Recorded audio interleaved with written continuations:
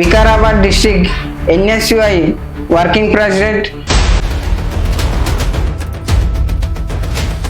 అలాగే Vikarabad assembly youth Congress vice president.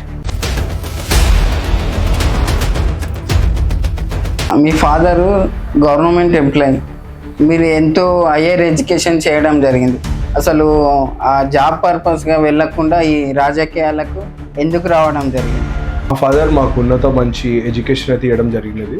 But ఏంటంటే at some point of view మేము మా ఊరికి పోయినప్పుడు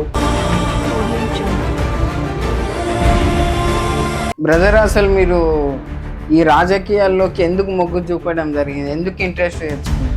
నా ఊరు ఒక ఎదుగుదల. నా ఊర్లలో అనేక కొంతమంది దొంగలని చెప్పను,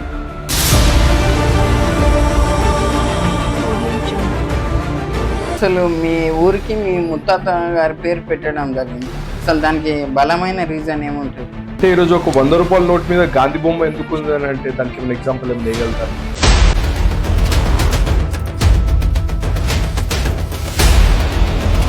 గతంలో బీఆర్ఎస్ పార్టీ అధికారంలో ఉన్నప్పుడు ఎన్ఎస్ఐ ఎంతో బలంగా పోరాటం చేయడం జరిగింది. బట్ ఇప్పుడు స్టూడెంట్ని కానీ ఎవరిని పట్టించుకుంటలేదని కొద్దిగా టాక్. ఇది ఎంతవరకు వస్తుంది? మీకు ఒక మాట చెప్తాను, ఎప్పుడైనా సరే మనం ఆపోనెంట్గా ఉన్నప్పుడు ఆ మజా అలాగుంటుంది. ఎప్పుడైతే ఇప్పుడు మనం ప్రభుత్వంలో ఉన్నాం, ఏం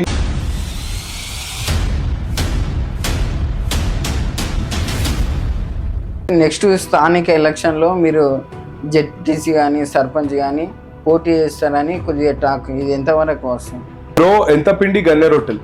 సో ఖాళీ పిల్లి మనం ఏతులకు పోయి ఎండిపోయే కన్నా, సో నేనేమంటున్నా, ఫస్ట్ థింగ్ నువ్వు బయట గెలిచే కన్నా ఫస్ట్ నువ్వు ఇంట్లో గెలిచి చూడాలి.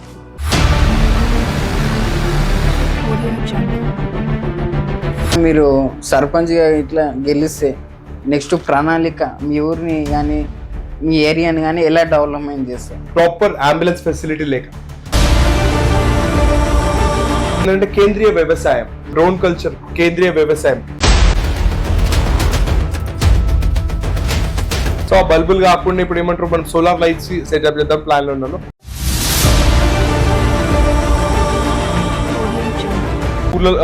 ఊర్లో స్కూల్స్లలో అడ్వాన్స్ ఎడ్యుకేషన్ సిస్టమ్ అంటే స్మార్ట్ బోర్డ్స్ ఇంట్రడ్యూస్ చేద్దాం.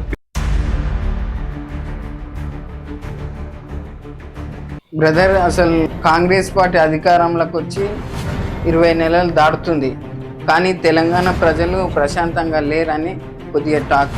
దానిపైన మీరేమంటారు? ప్రశాంతత లేనిది ఓన్లీ బీఆర్ఎస్ లో ఉన్న లీడర్స్. ఎందుకంటే వీళ్ళు 10 సంవత్సరాలు నేను పీకలేంది.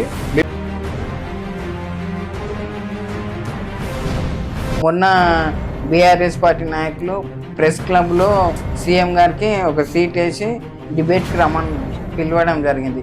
సీఎం గారు ఢిల్లీకి వెళ్ళారు. త్రూఅవుట్ ఇండియా హిస్టరీలో యాక్టివెస్ట్ సీఎం ఎవరు అని అంటే రేవంత్ రెడ్డి గారు. ప్రజల్లో ఉండే లీడర్ ఎవరు అంటే సీఎం రేవంత్ రెడ్డి. మీ లాల్ సింగ్ తాండా కొటాలగూడెం ఈ ఒక గ్రామ పంచాయతీలో మీ లాల్ సింగ్ తాండా నుంచి ఇప్పటి వరకు ఎవరు సర్పంచ్ కాలేకపోయారు. కాకపోతే ఇప్పుడు నెక్స్ట్ మీరు పోటీ చేస్తా అంటాం, మీరు గెలిచే అవకాశం ఉంది. ప్రెజెంటేషన్ ఇవ్వడం, రిప్రజెంట్ చేయడం నా వంతు. గ్రౌండ్ లెవెల్లో పోతా, పబ్లిక్కి కన్వే చేస్తా అన్న వాట్ ఈజ్ వాట్.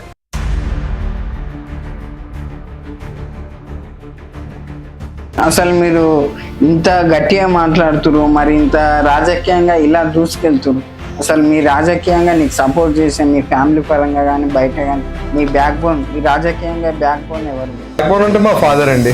మా ఫాదర్ ఏంటంటే ఏదున్నా సరే నిన్ను నువ్వు ఎక్స్ప్లోర్ చేద్దాం అనుకుంటున్నావు, సమాజ సేవ.